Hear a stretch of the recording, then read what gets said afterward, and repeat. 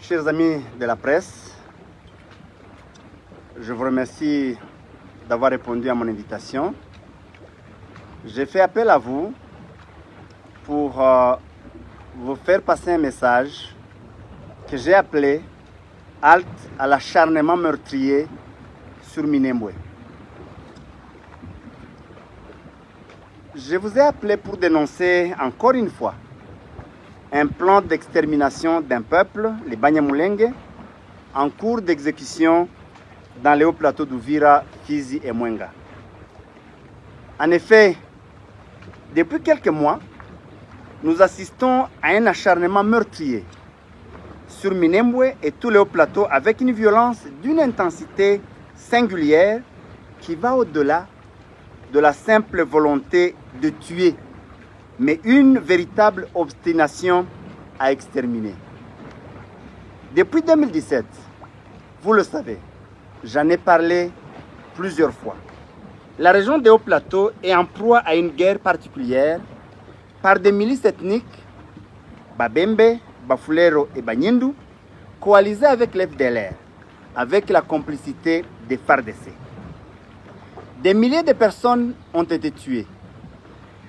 Plus de 400 villages ont été rasés, effacés de la carte. Un demi-million de vaches, qui est l'économie des Banyamulenge, ont été rasiées. Et 80% de la population des hauts plateaux, donc des Banyamulenge, dispersés dans plusieurs pays, dans les camps de réfugiés, mais aussi dans les camps de déplacés. Quelques années plus tard, le gouvernement et son armée, qui étaient chargés ou qui étaient supposés apporter la sécurité à cette population, ont tourné leurs armes ouvertement contre cette population sous prétexte de combattre un mouvement d'autodéfense civile appelé Twirwaneho, qui avait vu le jour dans le but de résister contre les attaques au relent génocidaire. L'armée burundaise va entrer dans la danse. D'abord dans le cadre de l'EAC, vous le savez. Et plus tard, et d'ailleurs directement, elle s'est alliée aux groupes armés Maï Maï, les différents Maï Maï du Sud Kivu que vous connaissez. Et autres, sous le motif de pourchasser leurs ennemis, Red Tabara, qui était supposé être dans les hauts plateaux, aussi dans les forêts, derrière les hauts plateaux. Faut-il rappeler que ce Red Tabara, rebelles burundais, alliés aux Maï Maï, Wazalendo, ont été le fer de lance dans les attaques contre les Banyamulenge et responsables du bilan si haut décrit. Pendant ces 2 derniers mois, les forces armées de la République démocratique du Congo, donc les FARDC, l'armée burundaise, les forces de défense nationale du Burundi, les Wazalendo et les FDLR ont renforcé ostensiblement leur position.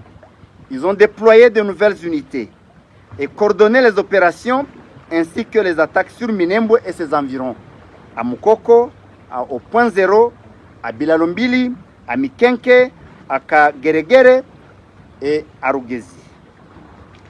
Aujourd'hui, si je vous ai appelé, c'est pour dénoncer une attaque sans précédent qui se prépare.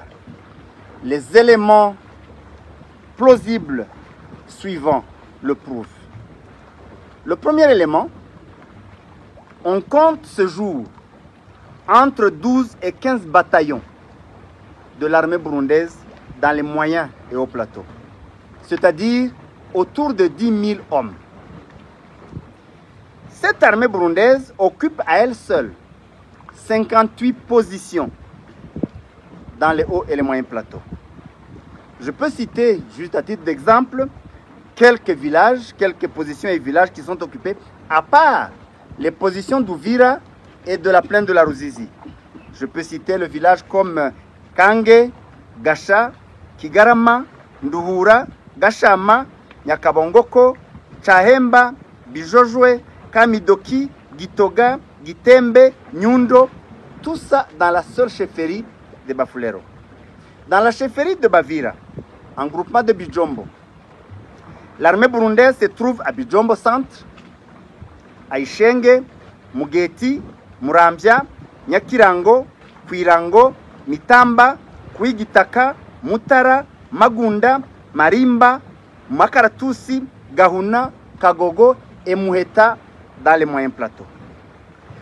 Tout celui qui veut savoir, qui veut vérifier ce que je dis, il n'a qu'à faire un tour dans un de ces villages, il va se rendre compte que ces positions existent physiquement dans tous ces villages avec des trous de fusiliers tout autour.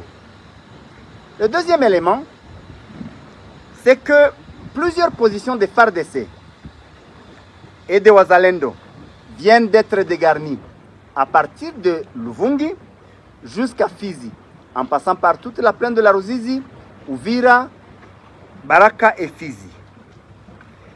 Toutes ces nouvelles unités qu'on a dégarnies, on les a déployées à Rugezi, au point zéro, à Mukela, à Mulima, Mukoko, Lulenge, dans le territoire de Fizi, à Kipupu, dans le territoire de Mwenga, et à Mitamba, Kanono, Mukumba et Rurambo, en territoire d'Uvira. Un troisième élément, c'est la menace des drones. Le gouvernement de Kinshasa et celui du Burundi ont installé des centres d'opération des drones à Bujumbura et à Kisangani, avec des opérateurs notamment des Belges et d'autres nationalités. On parle des Serbes, on parle des Russes et d'autres, probablement des Turcs aussi, et d'autres parmi les mercenaires. Ce qui est étonnant est qu'aucune ligne de front n'est bombardée autant que Minembwe. Aucune. Depuis quelques semaines, des drones passent de journée et de nuit au-dessus de Minembwe.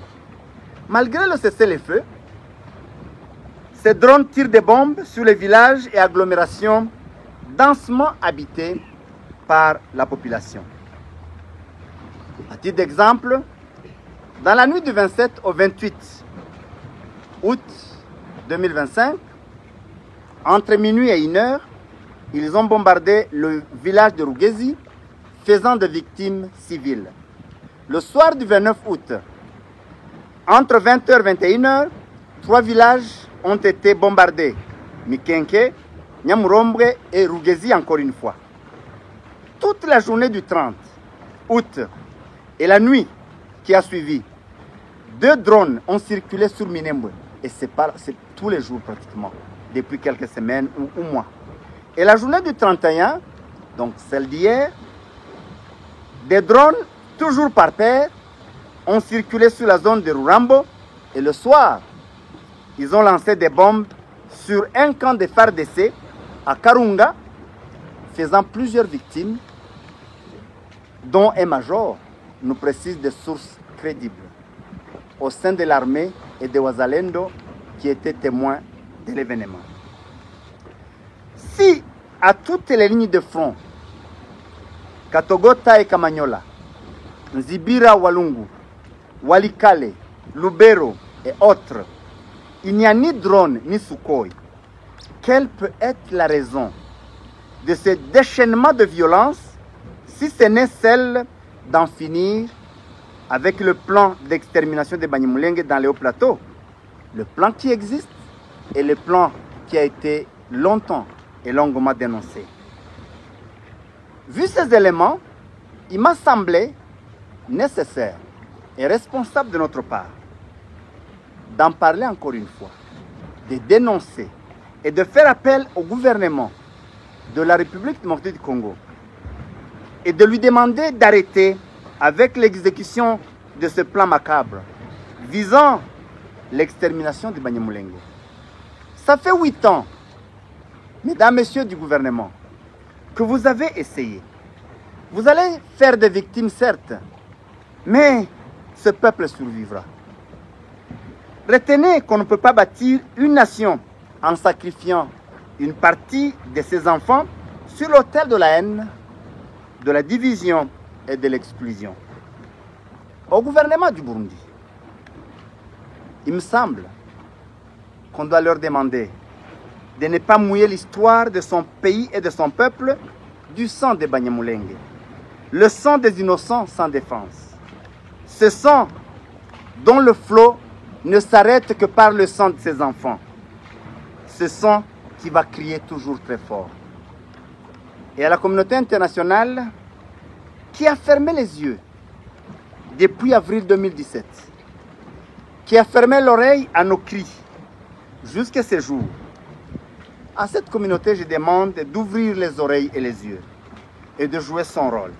Sinon, la tâche du sang de ce peuple sacrifié, qui n'a survécu que par sa résilience, sa détermination à refuser de mourir, par sa résistance, par le fait de se prendre en charge, parce qu'on a appelé Twirguaneo pour dire battons-nous pour nous-mêmes, défendons-nous, ce sang entachera leur conscience. Dans tous les cas, je tiens ce point de presse pour que personne ne fasse semblant, pour que personne n'ait d'excuses pour dire qu'il n'a pas été mis au courant. Je vous remercie.